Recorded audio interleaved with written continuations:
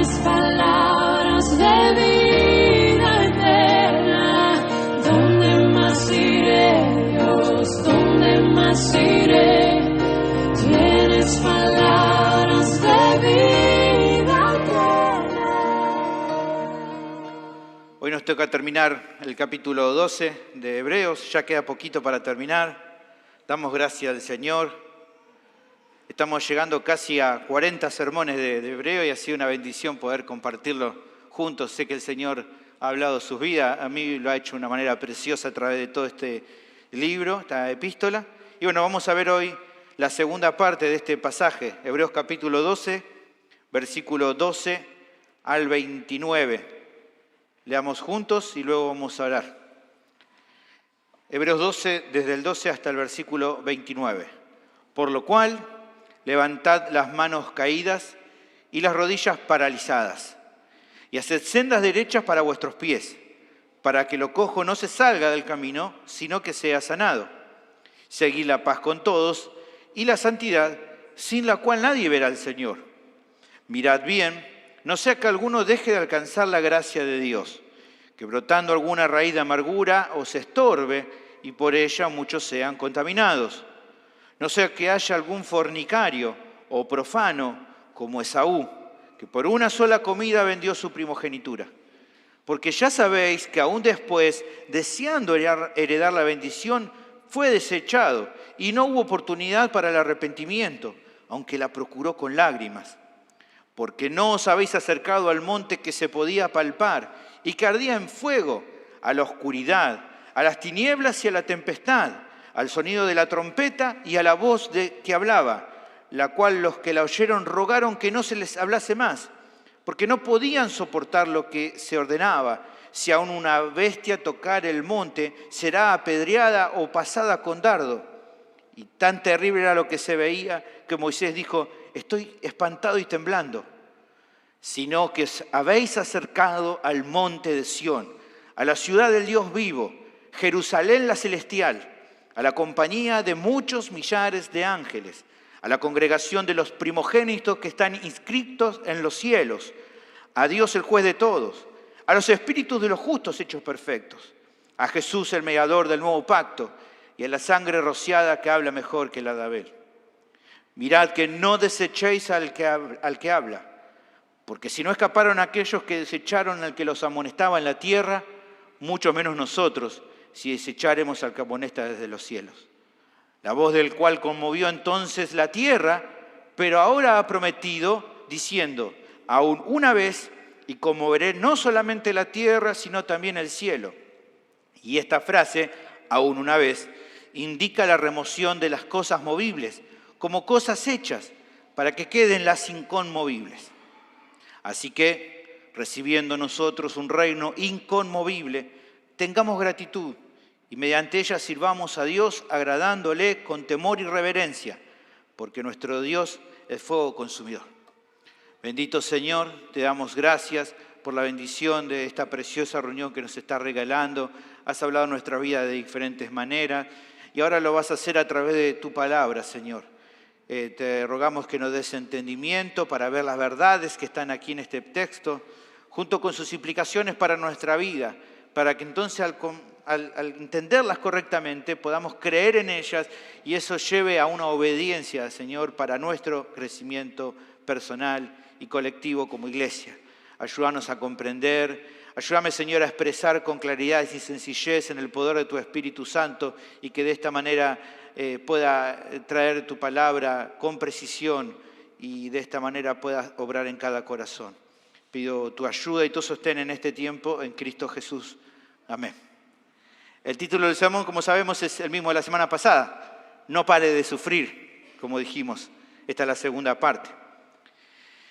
Acá en iglesia, en ICPD, nuestra iglesia, proveemos a quienes lo solicitan de una hoja que se llama Cosas por las que orar a Dios como iglesia local. Así se llama. Si usted lo quiere, le podemos dar una copia. Está disponible para todos. Me parece muy interesante de ese listado el motivo de oración del día 30. ¿Qué dice ese motivo? Me lo escribí aquí, usted lo va a encontrar cuando lea ese listado. Dice así, motivo de oración del día 30.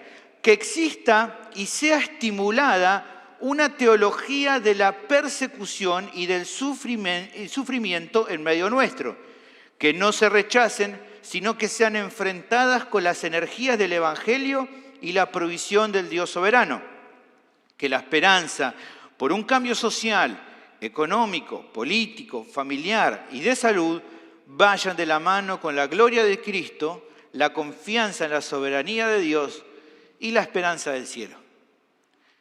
¿Por qué veo esta petición tan significativa, incluso para comenzar este sermón de hoy? Bueno, porque pienso que es algo que justamente necesitamos aprender y recordar, y si nos ponemos a prestar atención, vemos que es lo que esta epístola nos está enseñando. Le pedimos a Dios que nos enseñe, oramos para que podamos tener una teología correcta en cuanto a sufrimiento. Bueno, esta epístola justamente es una de las que más nos está enseñando respecto a poder comprender y tener una doctrina correcta en entender correctamente todo lo que sufrimos. Lo hemos estado viendo, ¿no? Bastante. Es muy probable que en esta petición que hicimos y que tenemos ahí en el día 30, haya habido también palabras similares en la boca de la audiencia original que oraba también por esto. Probablemente ellos en algún momento orarían así también: Señor, ayúdanos a tener una teología correcta, una doctrina correcta en cuanto a nuestro sufrimiento, que podamos comprender correctamente qué sentido, qué propósito tiene todo esto, por qué viene a nuestra vida todo esto. Justamente estarían orando por eso, porque ellos estaban pasando momentos difíciles, por lo cual tener y creer una teología correcta en cuanto a sus aflicciones hacía esencial. Pero aparentemente eso, más allá de poder algunos estar orando, no estaba pasando del todo. Y algunos, olvidando las verdades bíblicas, la doctrina en cuanto a esto, empezaron a deslizarse. Es por eso que el autor le escribe lo que vemos en esta sección, lo que estamos viendo en la carta, animándolos en la lucha, como hemos estado viendo, pero también exhortando a los miembros de la iglesia para que entre ellos mismos se sostuvieran y especialmente se enfocaran en los que estaban apocados y desalentados. En la primera parte de este sermón, que lo vimos el domingo pasado, consideramos que la primera acción necesaria para no flaquear ante las aflicciones, entendiendo que justamente son usados por Dios para hacernos crecer, es que debemos ayudar a los miembros que se están desviando.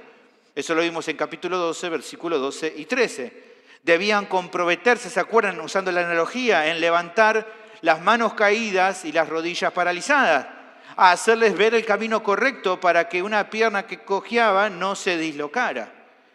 Esa analogía en verdad era para presentar un asunto, un tema, un concepto. ¿Cuál? Bueno, el asunto era involucrarse en la vida de estos miembros de la iglesia local que justamente no estaban considerando de manera correcta a las luchas que estaban pasando y que por ende estaban empezando a flaquear, para justamente asistirlos y guiarlos a que puedan entender y abrazar por fe una teología correcta del sufrimiento. Esa era la labor que tenían que hacer. ¿Por qué tenían que hacerlo? Bueno, porque si los hermanos no lo hacían y si estos miembros no lo entendían, corrían el riesgo claro de desviarse. Por eso era importante. Lo segundo que observamos y en lo que hoy vamos a continuar es que otra acción requerida era cuidar la santidad del cuerpo. Debemos cuidar la santidad del cuerpo. Hoy vamos a continuar con esta parte y luego vamos a avanzar también con la tercera acción necesaria.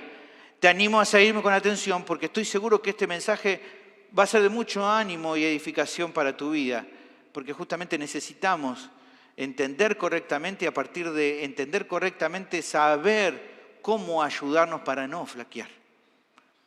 Vamos a ver entonces el tema del sermón. El tema del sermón es el mismo de la semana pasada. Dado que las aflicciones son usadas por Dios para hacernos crecer, no debemos flaquear cuando padecemos. Este es el tema. Repito, dado que las aflicciones son usadas por Dios para hacernos crecer, no debemos flaquear cuando padecemos. La pregunta es, ¿cómo lo logramos? Bueno, el pasaje presenta 3 acciones necesarias para ello. ¿Se entiende?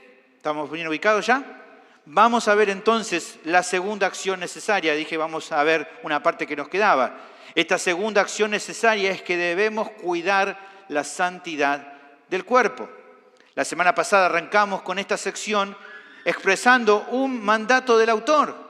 Dijimos que ese mandato es que debemos seguir la paz con todos y sobre todo dijimos la santidad sin la cual nadie verá al Señor, versículo 14.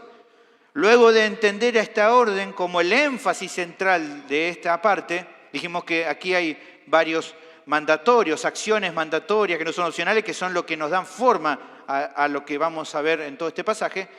Se nos presentó, una vez que vimos aquí que era lo esencial, esto de seguir la santidad sin la cual nadie verá al Señor, se nos presentó una advertencia en el versículo siguiente, en el versículo 15, que prestemos atención, no sea que entre los miembros haya alguno que deje de alcanzar la gracia de Dios y en el que brote una raíz de amargura y con eso los estorbe, incluso al punto tal de que otros sean contaminados también por la actitud de ese miembro. Eso fue lo que vimos entonces, hasta ahí llegamos la semana pasada. Ahora, habiendo explicado qué significa todo eso que vimos, el pasaje a continuación presenta un ejemplo del Antiguo Testamento que ilustra este llamado de alerta que el autor hizo en el versículo anterior, en el 15. Vamos a ver ahora a partir del versículo 16. Ahí arrancamos hoy y dice, no sea que haya algún fornicario o profano como Esaú, que por una sola comida vendió su primogenitura. Porque ya sabéis que aún después, deseando heredar la bendición, fue desechado y no hubo oportunidad para el arrepentimiento, aunque la procuró con lágrimas. Es claro que la audiencia original, pertenecientes a un contexto judío, conocía muy bien la historia de Esaú, el hijo mayor de Isaac y hermano de Jacob. Incluso muchos eruditos, me había puesto a investigar un poco sobre esta historia, y muchos eruditos afirman que para la época cuando se escribió la carta, no solo estaba el Antiguo Testamento que era utilizado para estudiar justamente la gente de aquel entonces, los judíos, sino que también había, aparte del Antiguo Testamento, lo que ellos tenían en la Biblia en ese momento, mucha enseñanza rabínica adicional que advertía a los judíos acerca de guardarse de las actitudes pecaminosas de este hombre. Había literatura, por así decirlo, aunque obviamente no es como ahora, pero había mucha enseñanza rabínica justamente apuntando a entender la actitud de Esaú. Algunos llegan a valerse de ese testimonio, de esos escritos, para intentar estudiar este pasaje. He visto eruditos que utilizan y creen que parte de esa tradición también está permeada en lo que aquí el autor quiere enseñarse.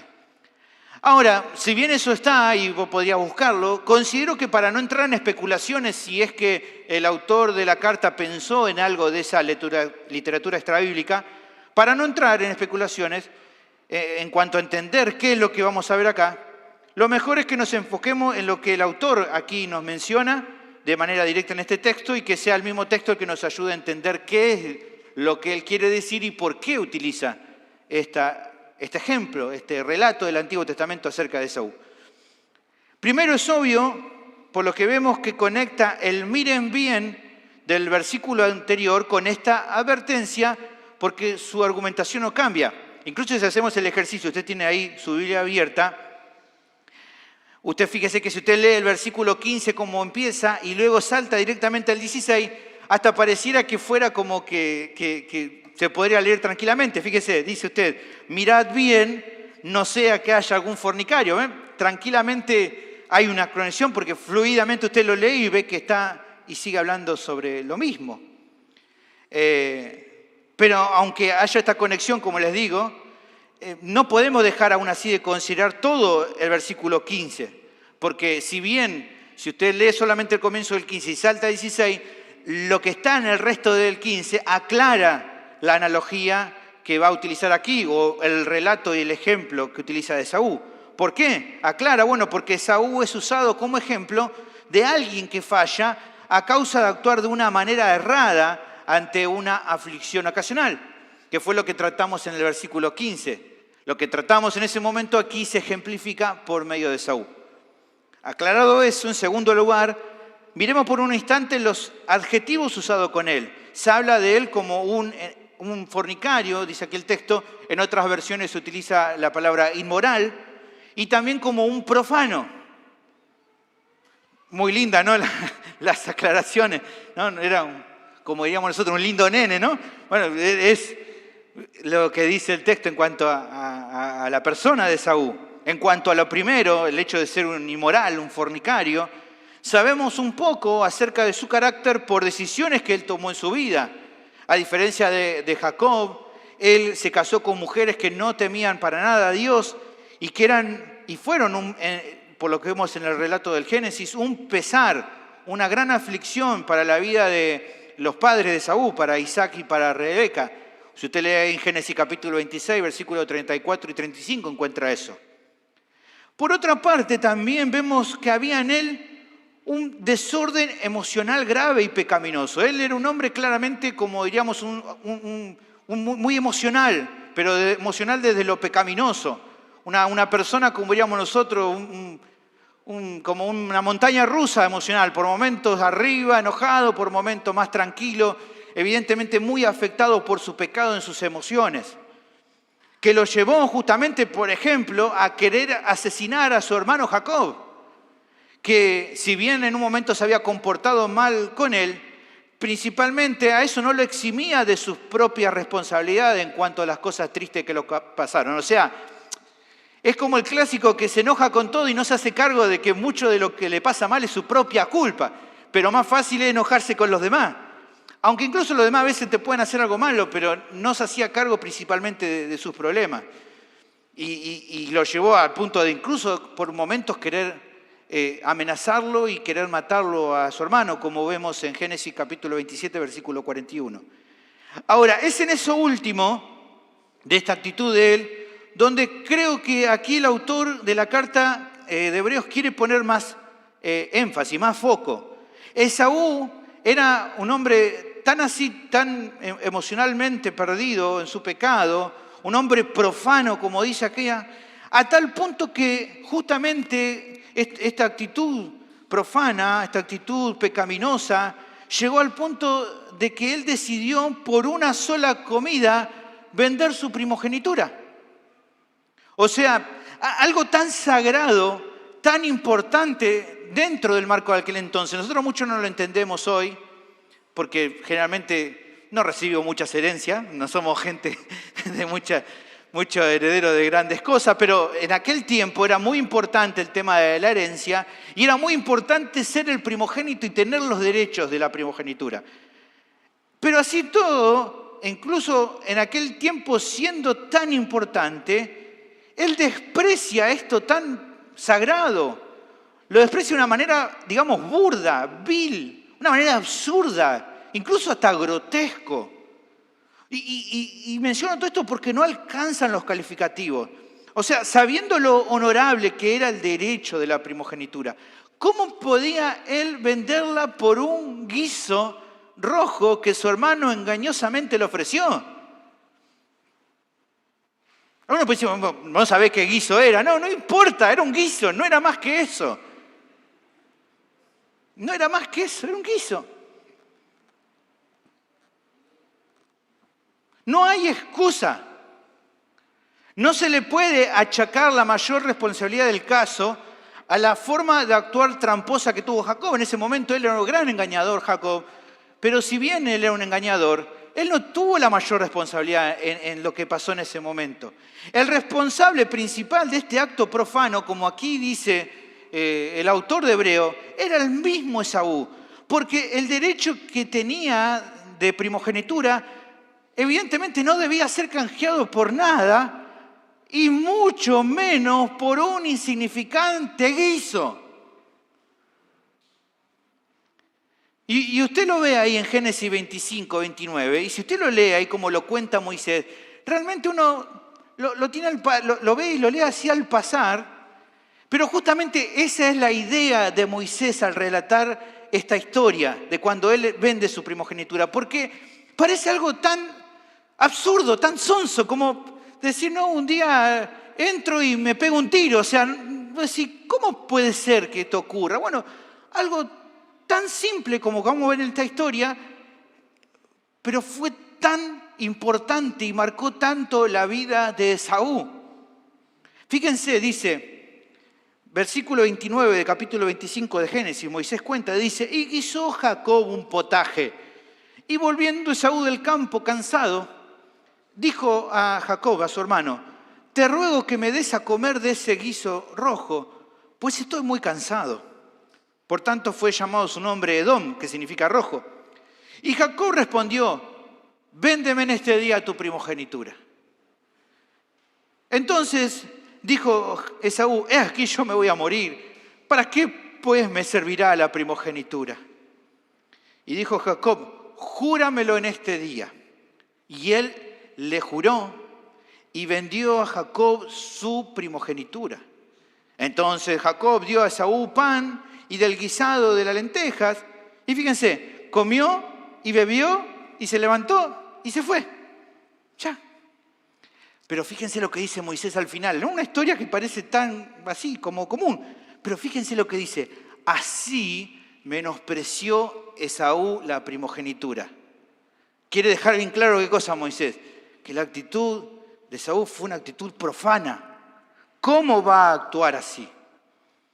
Ahora, con esto en mente, el autor también hace pensar a sus oyentes que la decisión de Esaú tuvo consecuencias trágicas. Volvemos a nuestro pasaje.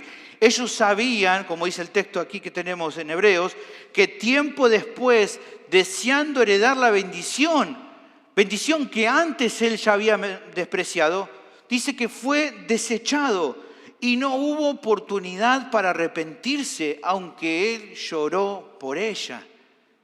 Veamos un poquito más adelante la historia en Génesis 27. Vamos a saltear versículos porque es mucho, pero en Génesis 27, capítulo 27, versículo 22, luego que pasa todo de que Jacob, por consejo de su madre, engaña a su padre, y entonces su padre bendice a Jacob que se hizo pasar por Esaú, un engañador total, ¿no? Una familia hermosa. Pero bueno, así pasó. Y entonces dice, luego de que Jacob engaña a su padre, y entonces el padre lo bendice y le da la bendición de la primogenitura al hijo menor, se va después Jacob y nos ponemos ahí en el momento de la historia.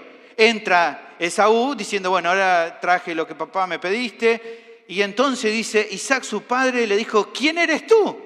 Imagínense, el padre no veía y de repente hace un rato él había bendecido supuestamente a Esaú, pero ahora cae Esaú. Entonces dice, ¿quién eres?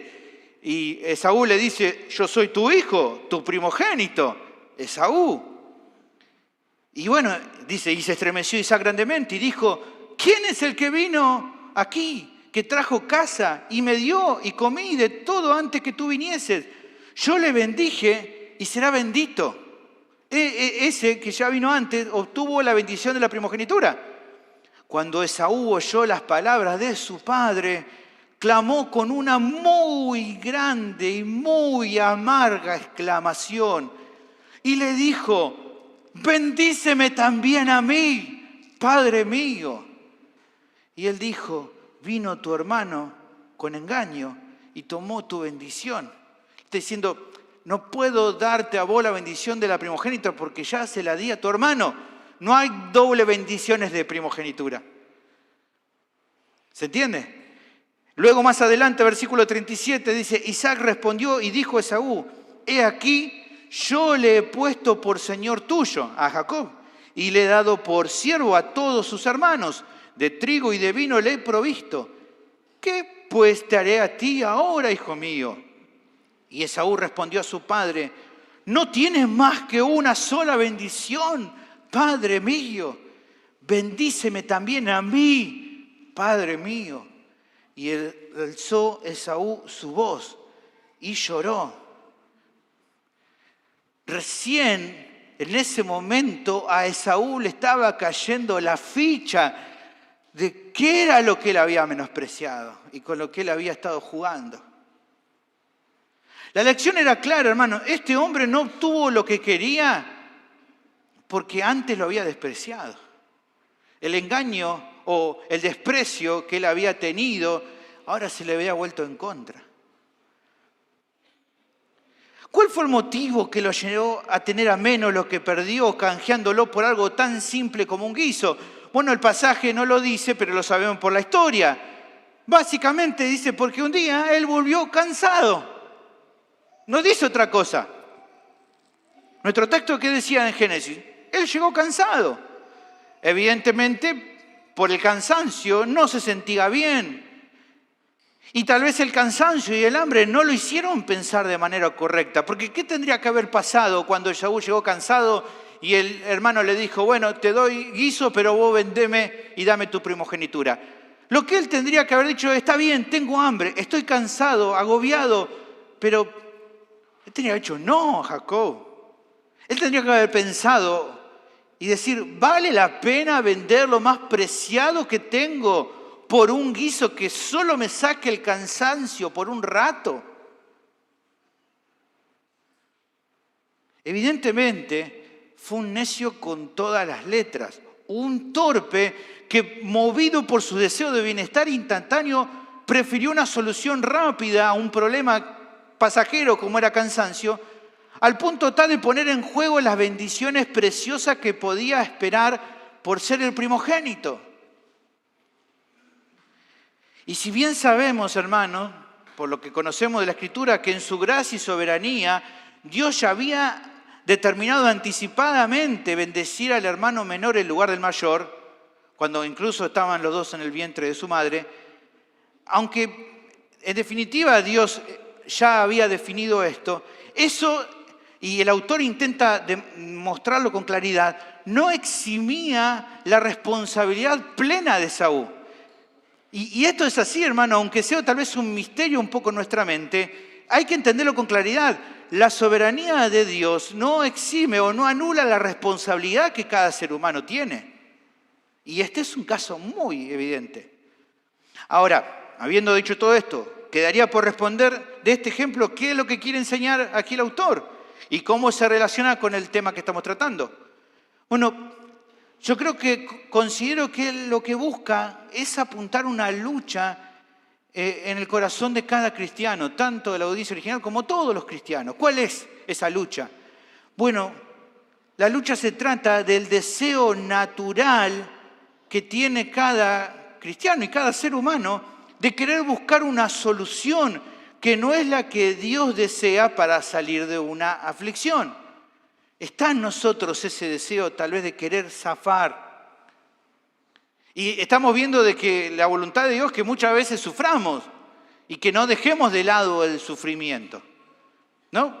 Pero así y todo, nosotros a veces no lo queremos.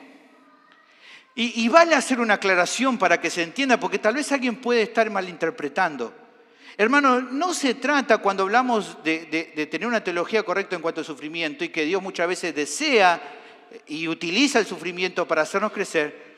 No se trata con esto de procurar que un padecimiento se prolongue de forma innecesaria. O sea, quizás te pase, no sé, que en estos días te puede doler la muela y te duele un montón la muela y quieres decir, bueno, el Señor me está probando por medio de esto. Muela, hacé lo tuyo. No es esa. No, entendamos bien. Si te duele la muela, tomate un analgésico y saca un turno para el dentista. No es eso lo que estamos diciendo. Sino que el punto es querer alivianar el sufrimiento por medio de una decisión que atente, que vaya en contra del andar cristiano. Esa es la idea. Entendamos correctamente. Esaú justamente estuvo dispuesto a vender su bendición por satisfacer su deseo de aminorar en ese momento la aflicción que tenía, que era el hambre y el cansancio. Ahora, si este era el ejemplo de él, ¿cómo podía la audiencia original imitar su ejemplo, despreciando las bendiciones prometidas por el Evangelio, canjeándolos por una salida rápida a sus padecimientos? El Evangelio le prometía bendiciones más grandes que el antiguo pacto, pero de alguna manera eso incluía el sufrir en este tiempo. Ellos buscaban tal vez una salida a los problemas y eso incluía el volverse al judaísmo, que no era opción porque era despreciar a Cristo. Pero claro, me iba a librar de problemas momentáneos. El asunto es que es obvio que las soluciones rápidas muchas veces se ven seductoras. Muchas veces se ven seductoras. El punto es si realmente valían la pena en comparación con lo que estaban despreciando. ¿Valía la pena? ¿Valía la pena dejar a Cristo para volverse al mundo y así alivianar un poco la carga? Pero el autor va más allá, hermanos. No solo que hacer ese cambio es una actitud tonta y malvada, como estamos viendo por Esaú, sino que esto no deja de lado que Esaú, con el tiempo, experimentó un dolor muy grande como resultado de haber despreciado su primogenitura. Tal vez la decisión le sacó un problema momentáneo, pero le trajo un problema muchísimo peor. Tal vez la decisión que tomó le alivianó una aflicción chiquita, pero después le trajo un problema grandísimo. Recién leímos que cuando quiso reclamar lo que había despreciado, con tristeza tuvo que ver que ya era tarde y que lo suyo pasó a manos de otro. Ahora, ¿qué significa eso que está aquí apuntando el autor? Bueno, considero que el autor no está afirmando que cuando alguien que estaba errando se arrepiente y se vuelve a Dios quebrantado, lo que puede ocurrir es que ya no consiga el perdón. La promesa es que todo aquel que hoy venga al Señor arrepentido, Dios lo perdona. Eso es así. La cuestión que creo que aquí está resaltando tiene que ver con las consecuencias de una mala decisión. Quiere advertir aquí el autor que no solo es horrendo ya de por sí despreciar lo que Dios da, aceptando en su lugar soluciones humanas fuera de su voluntad, sino que lo que quiere hacer además es que nos caiga la ficha de que luego de tomar esa decisión errada no podemos determinar a qué resultados lamentables nos vamos a exponer. Incluso cuando tal vez luego de estar un tiempo en el error nos arrepintamos y Dios nos perdone, porque Dios va a perdonarnos, pero no sabemos las consecuencias que estamos aceptando y que tal vez nunca más después se vaya. Hermanos, cuando asumimos el costo de tomar un camino errado, lo adquirimos junto con todo el paquete de frutos amargos que esa decisión puede traer aparejada. O sea que la lección que aquí aparece podría leerse así, yo lo puse así. Recuerden lo que le pasó a Esaú y fíjense de que ninguno de ustedes llegue al punto de considerar el abandonar la fe para librarse de sus aflicciones como una alternativa válida. Esa persona no solo desprecia la bendición que es para su crecimiento, el padecimiento que Dios le ha brindado, sino que además, tal y como le pasó a Esaú, se está metiendo en un camino que puede tener consecuencias muy duras, algunas hasta irreversibles.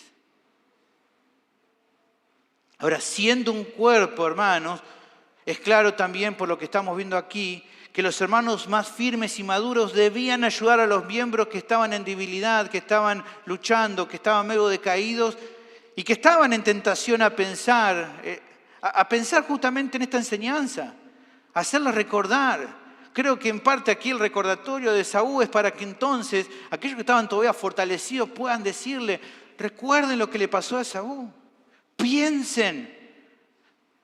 Tengan cuidado de no despreciar las bendiciones que Dios nos da por soluciones rápidas, pero tengan presente también incluso que si toman esas decisiones rápidas, quizás se alivien un poco de problemas, pero las consecuencias pueden ser muy dolorosas, incluso en cuanto se arrepientan.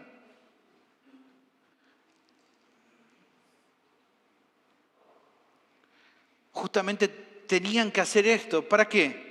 Para cuidar la santidad de los demás. Pero esta sección prosigue presentando dos argumentos finales que deben tenerse muy en cuenta. Fíjense, versículo 18.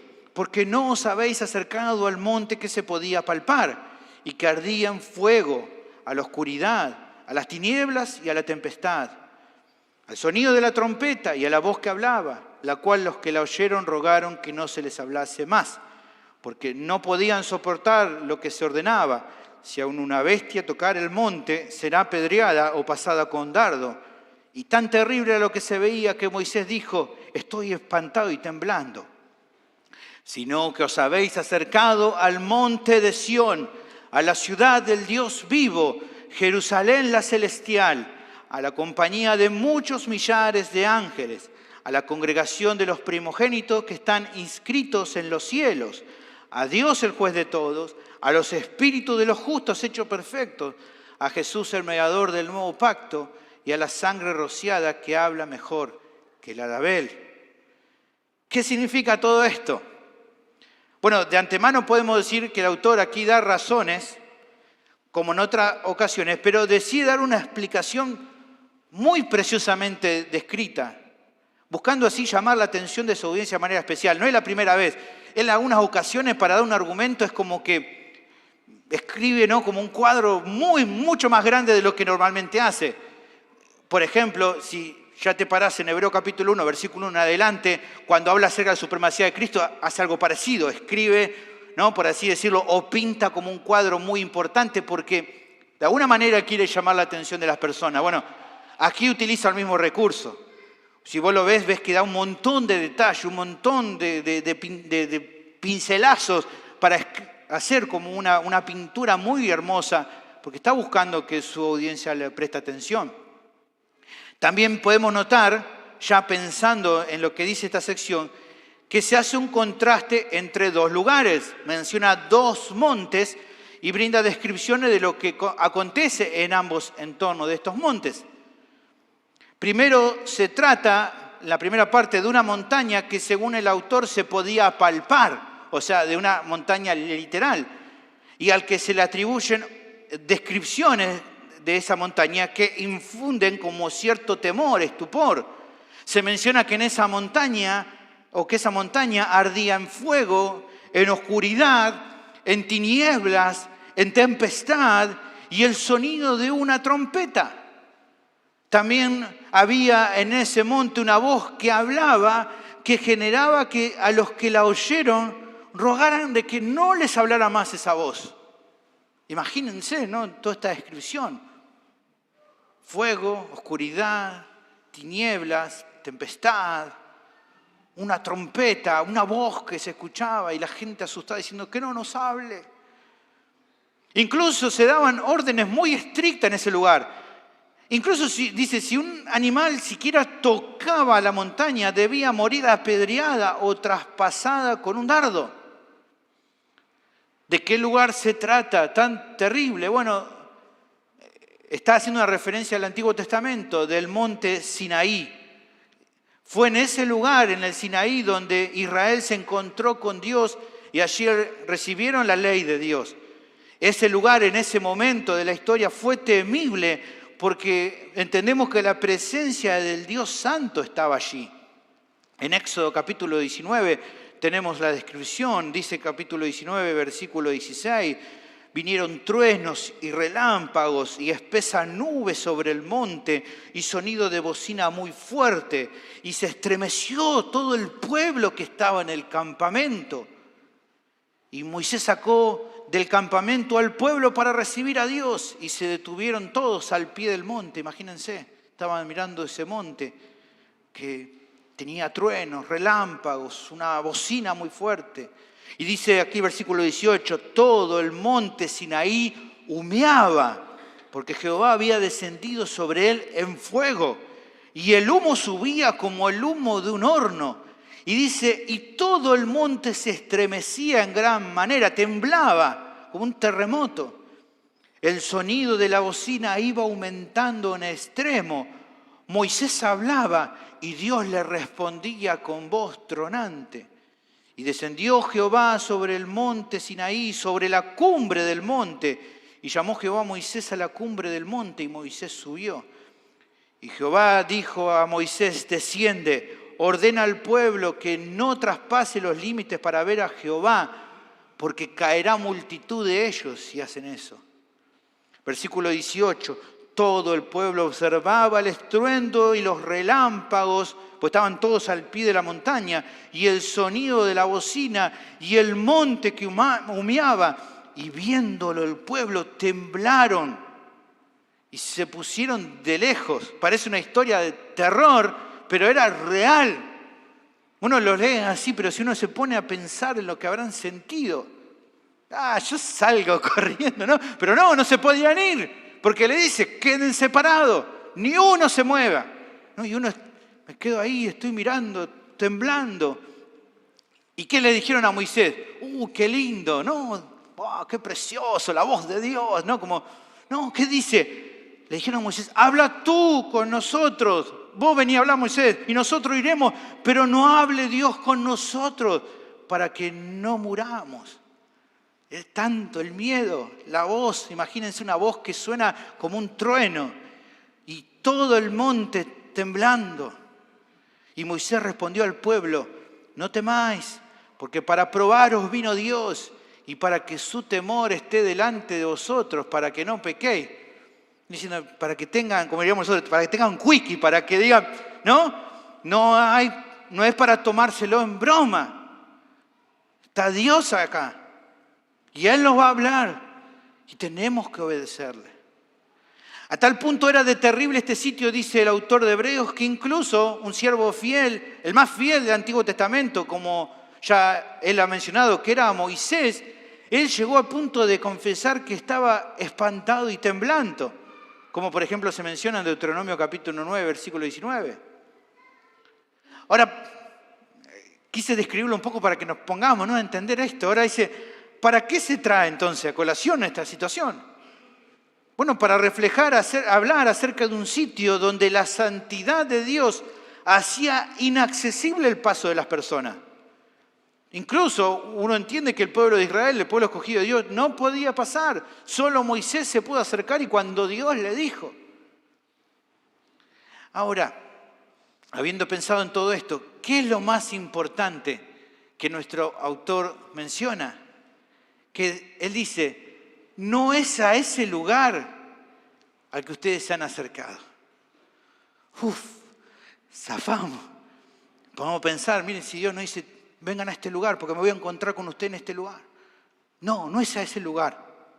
No es allí donde a ustedes los ha llevado Dios. No tenían que pasar por esta experiencia terrible que sus antepasados habían vivido. Ellos fueron acercados a otro lugar. Qué precioso que es. ¿A dónde es que ellos fueron acercados? Versículo 22 dice, si no, usted no se ha acercado en ese lugar, sino que os habéis acercado, ¿a dónde dice? Al monte de Sión. Wow. Dice luego, a la ciudad del Dios vivo, a Jerusalén, la celestial. Qué precioso. ¿Ven el contraste?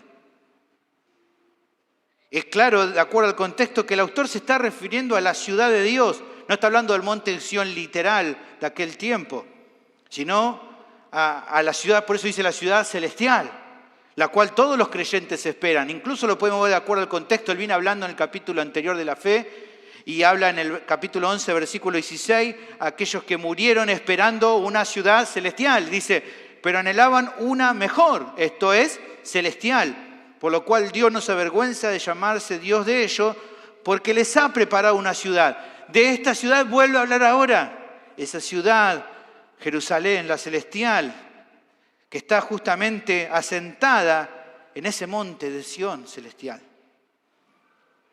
Así como en el primer sitio, aquí también hay referencia muy llamativa, no nos vamos a detener mucho, pero se habla de que en esa ciudad celestial es un lugar donde hay una compañía de muchos millares de ángeles.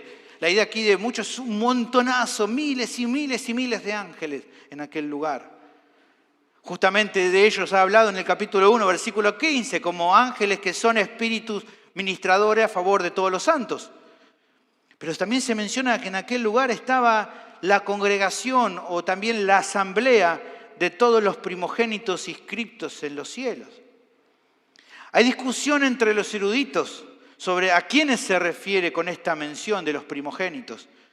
Algunos dicen que se trata de algunos ángeles especiales, como en continuación de los millares de ángeles mencionados después. Otros teólogos hablan de que esta mención es a los santos del Antiguo Testamento. Y otros estudiosos de la Escritura creen que se trata de todos los creyentes en general. Esa última opción es la que más adeptos uno puede llegar a encontrar. La duda que surge es que si se trata de todos los cristianos en general, ¿por qué luego se menciona a los espíritus de los justos hechos perfectos? Es como una doble mención de lo mismo. ¿Qué es entonces esto? Bueno, me llamó la atención, estuve estudiando para ver y entender. Al estudiar esto, creo que respecto, por un lado, a la referencia de los primogénitos que vimos primero, se trata de los creyentes, pero no una referencia a todos los creyentes de todas las generaciones, sino a aquellos que todavía están de este lado de la eternidad. ¿Por qué también entiendo eso? Porque la referencia hacia ellos es llamarlo primogénitos. Cuando uno piensa en primogenitura, ¿en qué piensa?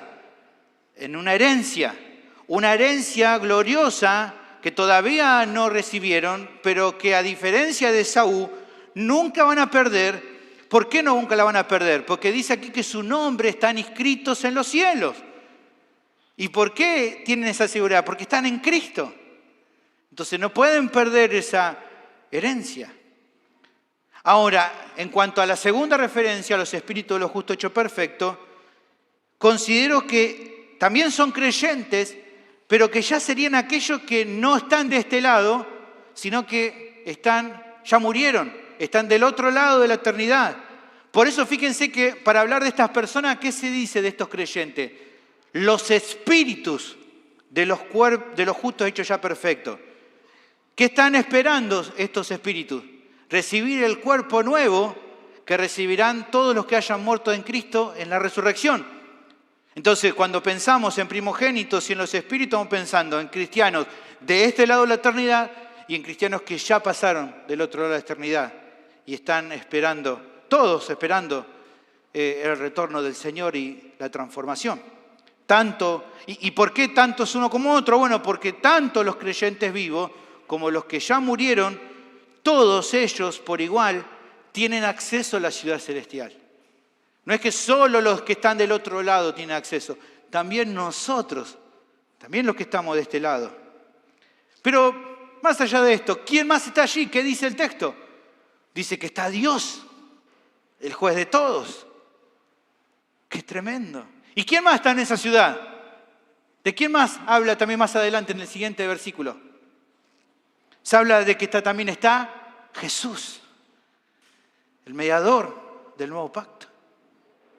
Pero también dice que estará presente allí, ¿qué cosa?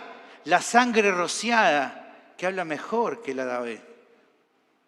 Es precioso, esta última referencia, me gusta cómo un comentarista lo explica. Dice lo siguiente: la sangre de Abel clamó a Dios desde la tierra, protestando contra su asesinato y reclamando venganza.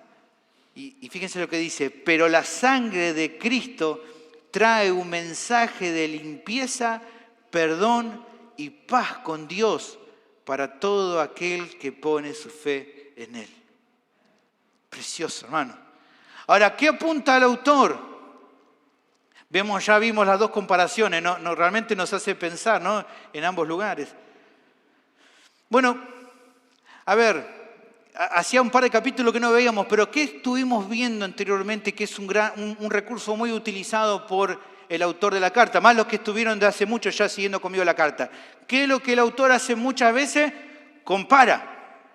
Muchas veces vas a ver, y ya lo hemos visto, que él utiliza comparaciones. Comparaciones para mostrar ¿qué cosa? La supremacía, por un lado, del nuevo pacto sobre el antiguo. Vimos en su momento de un sacerdocio mejor en el nuevo pacto.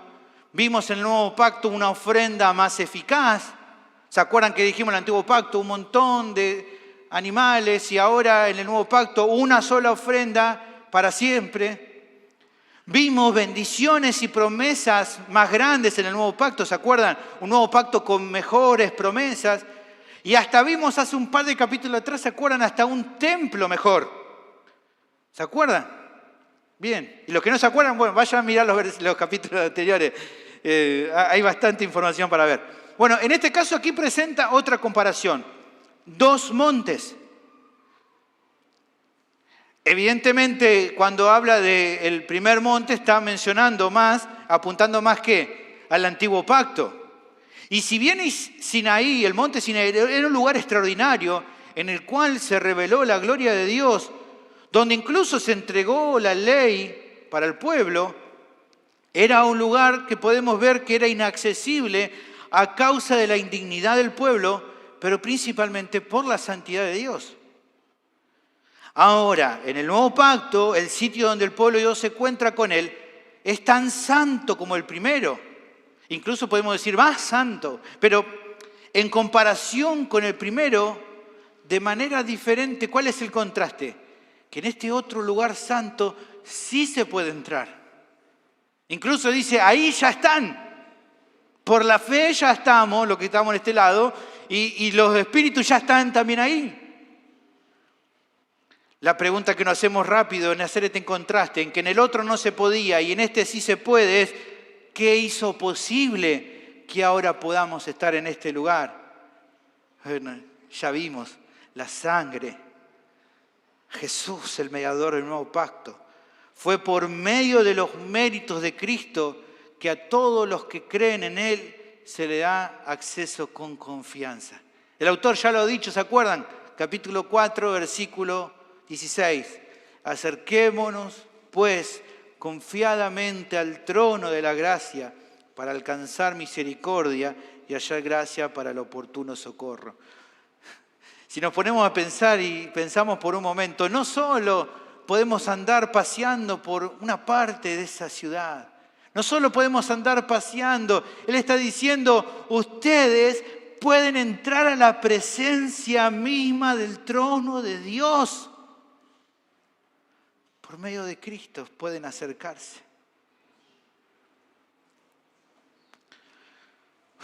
Luego, con toda la explicación, lo que faltaría responder es acerca de qué tiene que ver todo esto con lo anterior. Realmente, no sé, a ustedes cuando lo leí, lo estudié, realmente llama la atención toda esta descripción, tanto detalle, tantas cosas preciosas que dice. ¿Por qué da el autor esta comparación? Bueno, pienso que hace esta descripción detallada, aquí ya está terminando el autor y quiere llamar la atención, ¿no? Como que quiere sacudir a la audiencia. ¿Para qué? Para tirar por tierra cualquier excusa que pudiera surgir al mandato que le ha dado. Sí, me decís que tengo que hacer esto, pero no sé. No hay excusa. Y también para que la enseñanza que está dando aquí acerca de la nueva posición que el creyente posee bajo el nuevo pacto, los asombre y los lleve en adoración a pensar las cosas de una manera correcta. Hermano, no hay motivo justificable para no seguir la santidad. Cuando Dios dice que seamos santos, lo que tenemos que hacer es ser santos, porque estamos en una ciudad santa. Ahí fuimos trasladados por medio de Cristo.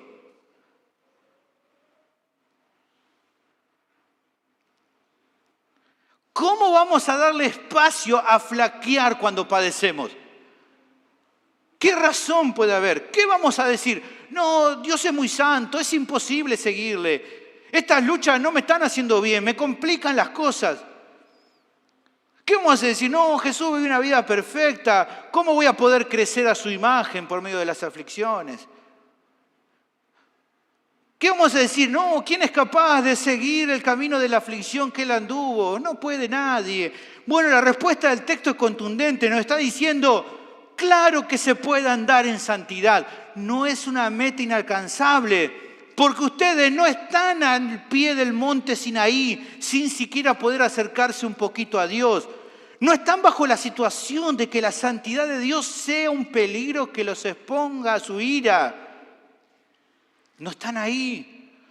Por lo tanto, lo que ahora sufren no pueden verse jamás como una demostración del furor que a él le provoca el pecado, sino como lo que en verdad es, una muestra más de su amor.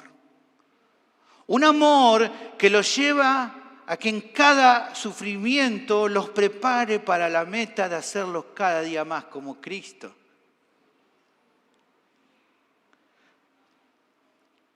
La santidad de Dios ya dejó de ser un problema imposible, sino un beneficio a nuestro favor.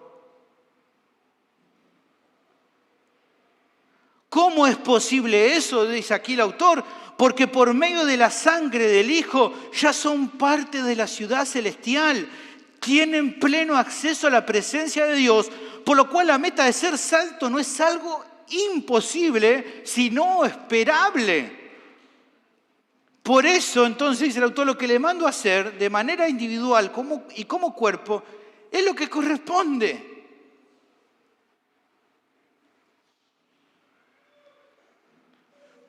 Él no nos salvó como iglesia para que ahora hagamos lo que queramos con nuestras vidas. Él nos salvó como iglesia para que su iglesia sea santa. Nuestras mentes tienen que entender eso.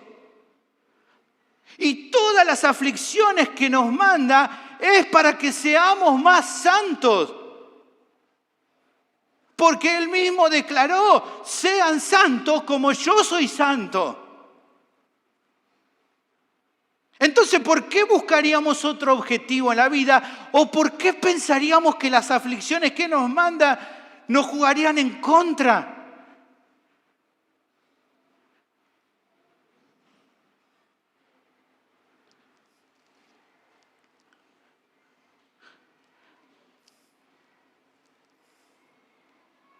Considero que esta realidad debe llevar una reflexión, tanto a la audiencia original como a nosotros. ¿Cómo hacemos para cuidar la santidad de todo el cuerpo? Bueno, hermanos, por eso, como tenemos que cuidar con la santidad como cuerpo, ¿cómo lo hacemos? ¿Estando cada uno por su lado? No, tenemos que estar juntos, congregarnos. ¿Cómo vamos a ayudarnos en la santificación si no nos congregamos, si no nos reunimos, tanto en el culto dominical como durante la semana, para en ese momento poder recordarnos y arrimarnos respecto a lo que la sangre de Cristo ha hecho por nosotros? Hacernos recordar que por medio de su sangre es posible este cambio de vida y que entonces toda aflicción o dolor por las circunstancias difíciles que nos acontecen no son más que el amor condicional que se nos brinda por la obra de Jesús, el mediador del nuevo pacto.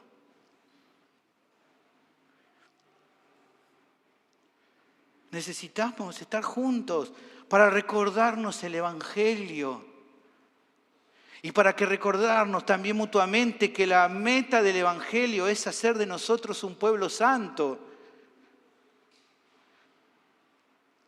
Para que entonces yo te pueda mirar a la cara cuando estás sufriendo y pueda decirte, hermano, no dejes de sufrir. No dejes de ver cómo Dios está formando a Cristo en tu vida por medio de esto. Y que vos venga y me diga lo mismo a mí. Pero para eso tenemos que estar juntos. Finalmente, la tercera acción requerida es que debemos guardarnos de menospreciar las amonestaciones de Dios. Versículo 25 al 29. El pasaje concluye con una llamada de atención más. Versículo 25. Mirad que no desechéis al que habla, porque si no escaparon aquellos que desecharon al que los amonestaba en la tierra, mucho menos nosotros, si desecháremos al que amonesta desde los cielos. La sección comienza con el cuarto mandamiento imperativo. Aquí aparece, mirad, que apunta a la idea de poner toda la atención en algo, al punto de que no hacerlo es pecado, porque es imperativo. ¿A qué se debía prestar muchísima atención? Dice el texto, a no rechazar la voz del que habla. ¿Quién es el que habla? Es Dios. Él es el que está hablando. Y se da una razón muy fuerte de por qué no debe hacerse eso, de no prestar atención.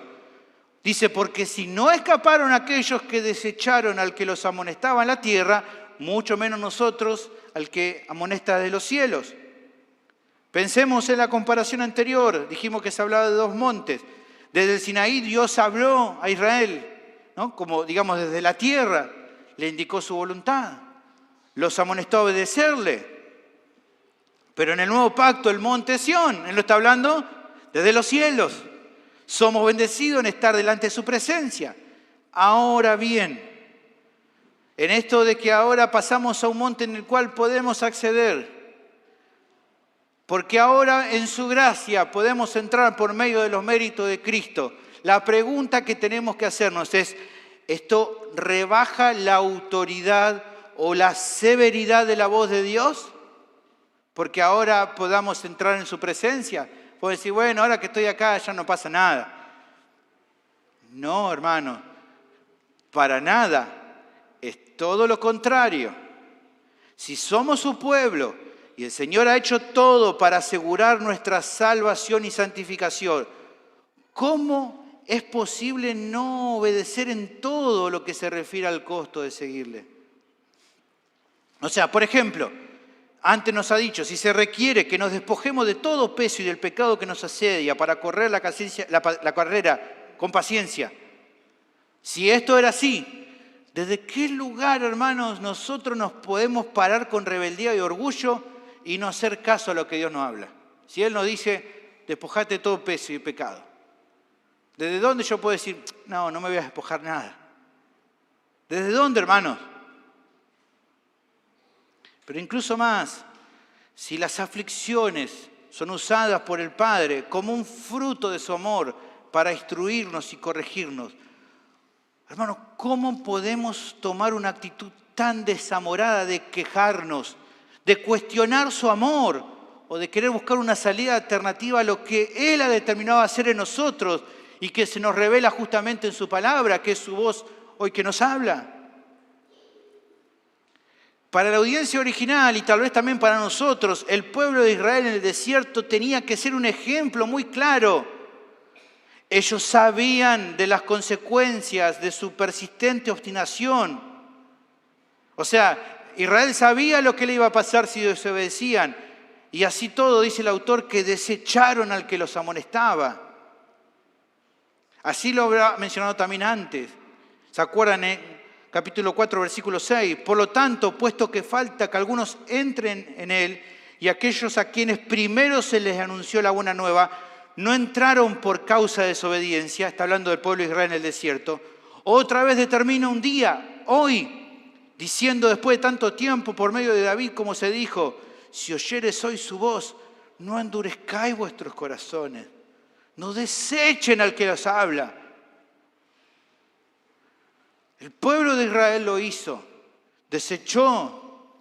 Pero incluso, hermanos, aunque aquí el autor no lo dice, pero podemos revisarlo al ver el relato del Antiguo Testamento, no solo fue lamentable que en general el pueblo o gran parte del pueblo lo rechazó, sino que incluso había referentes dentro del pueblo que de alguna manera tenían que animar al pueblo, pero no lo hicieron. Estoy hablando de los espías. ¿Se acuerdan los espías que entraron a la tierra de Canaán? Ellos luego traen el informe.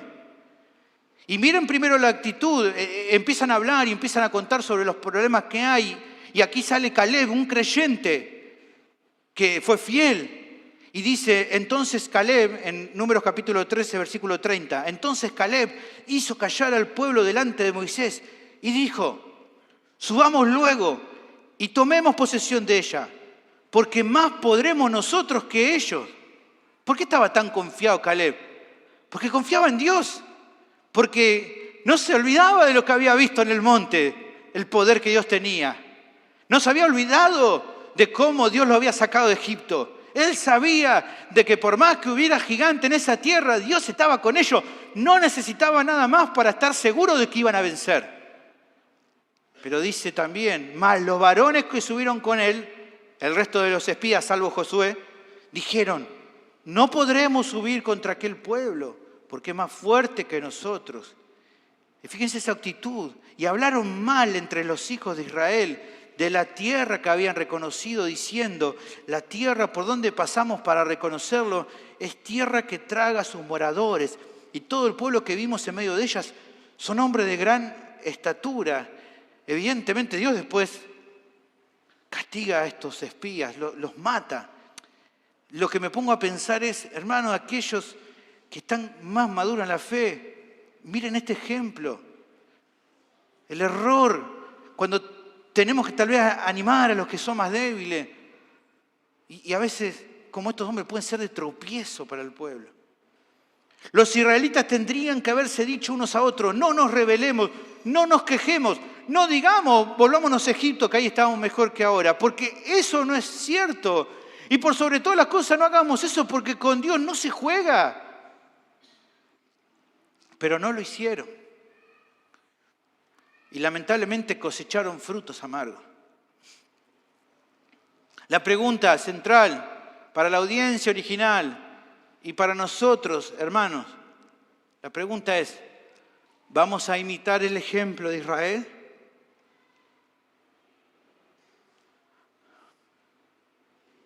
No, hermanos, no lo hagamos.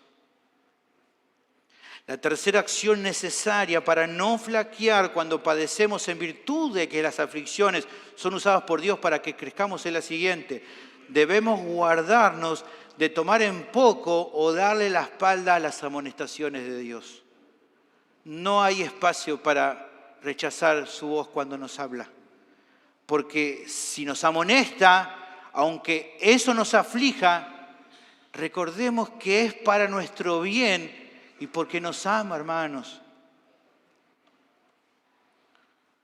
Y si Él nos ama y nos habla para nuestra bien, aunque muchas veces eso nos aflige, ¿qué hijo suyo podría rechazar su voz?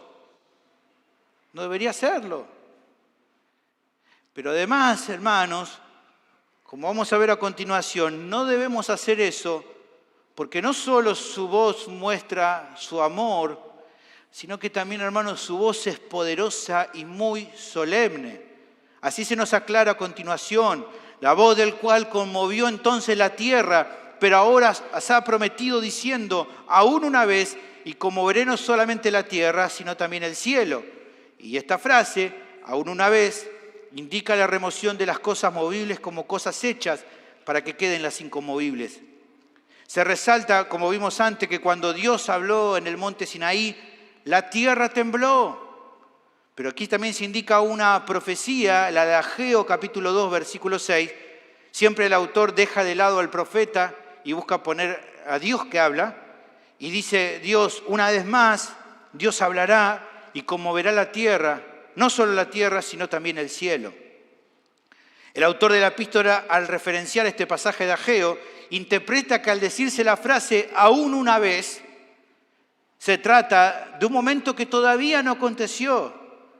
Será el momento en el futuro, que quizás sea muy pronto, cuando Dios hablará y por medio de eso Él va a remover las cosas movibles. ¿Cómo qué? Como todo lo creado en el mundo actual. Para entonces establecer su reino que todavía está en los cielos, pero que en ese tiempo quedará como el definitivo, porque dice nuestro texto que es un reino inconmovible. El concepto entonces es claro, hermanos. Si su voz es tan poderosa como para que solamente hablando una vez todo lo que es movible se quite y que solo permanezca lo inconmovible, si así de tan poderosa y solemne es su voz, ¿qué lugar queda para nuestras vidas para desechar cuando Él nos habla y golpea nuestros corazones? ¿Cómo podríamos menospreciar su voz si su voz es así como Él dice que es? Para ilustrar solamente esto, es una ilustración bastante básica, no refleja todo lo que es, pero nos hace pensar, hermano.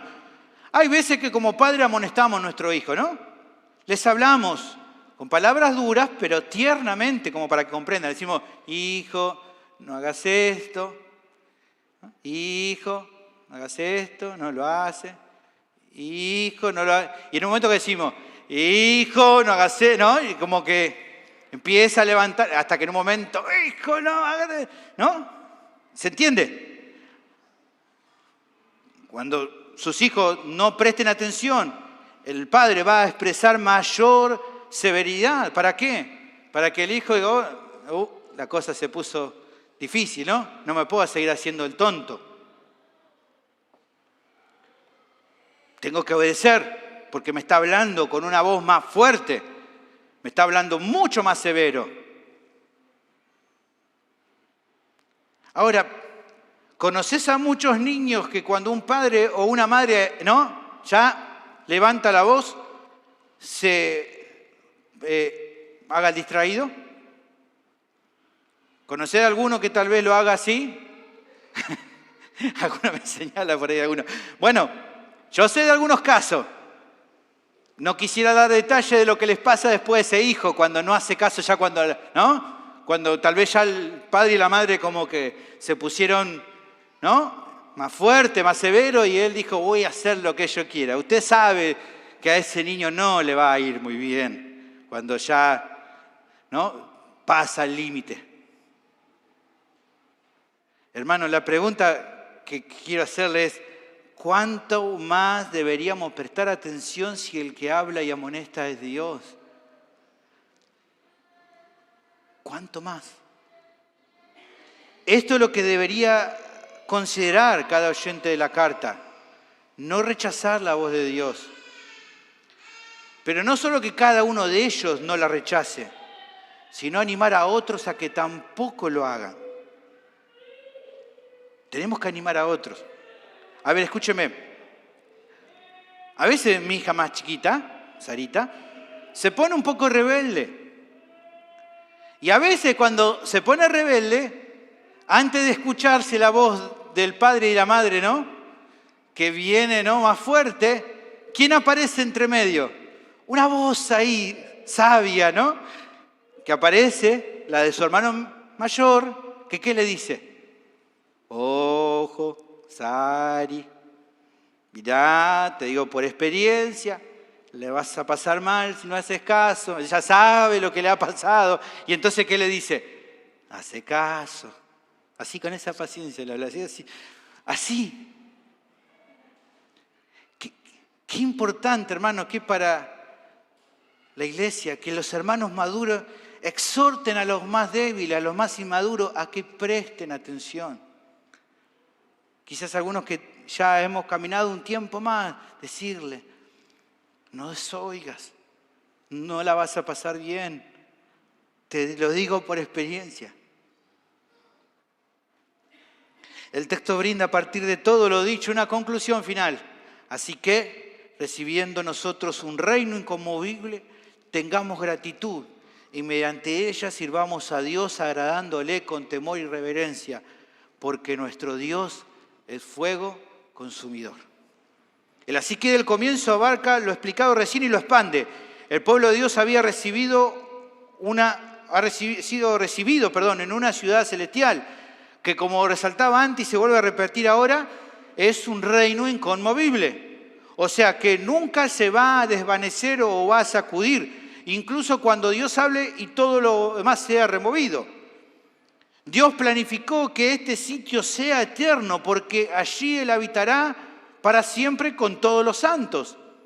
En Apocalipsis capítulo 21 se da una descripción de este lugar. El apóstol Juan dice, y me llevó en el espíritu a un monte grande y alto y me mostró la gran ciudad santa de Jerusalén que descendía del cielo de Dios, teniendo la gloria de Dios. Y su fulgor, la de esta ciudad, era semejante al de una piedra preciosísima, como piedra de jaspe, diáfana como el cristal. Luego versículo 27 dice, y no entrará en ella ninguna cosa inmunda o que hace abominación y mentira. Y aquí lo mismo que dice el autor de Hebreo, sino solamente van a entrar allí ¿quiénes? Los que están inscritos en el libro de la vida del Cordero. Y luego capítulo 22, versículo 3 dice, y no habrá más maldición, Y el trono de Dios y del Cordero estará en ella, y sus siervos le servirán, y verán su rostro, y su nombre estará en su frente. No habrá allí más noche, y no tienen necesidad de luz de lámpara, ni de luz del sol, porque Dios el Señor los iluminará. ¿Y qué dice finalmente? Y reinarán por los siglos de los siglos. ¿Por qué será así? Porque este reino es inconmovible. Esta es la ciudad que nos espera, hermanos. Si tu nombre está escrito en los cielos, esta es la ciudad que vas a heredar, en ese monte. Lo que el autor anima entonces hasta esta realidad, ¿qué es? Que tengamos gratitud y por ella sirvamos a Dios, agradándole con temor y reverencia. ¿Qué está indicando con todo esto? Una implicancia lógica. Si sabemos que por medio de la sangre de Cristo somos parte de un reino eterno, que nuestro tiempo en este mundo es una preparación para heredar la ciudad celestial y que además Dios ha determinado que las aflicciones sean un medio para hacernos crecer y alistarnos para ese momento, ¿cuál es nuestra respuesta a eso? Nuestra respuesta debería ser tener gratitud ante el Señor por lo que Él está haciendo en nuestras vidas. Y ser agradecido es la reacción más adecuada y no dudar o flaquear cuando somos disciplinados por Él. Ahora, ¿cómo se ve reflejada esa gratitud?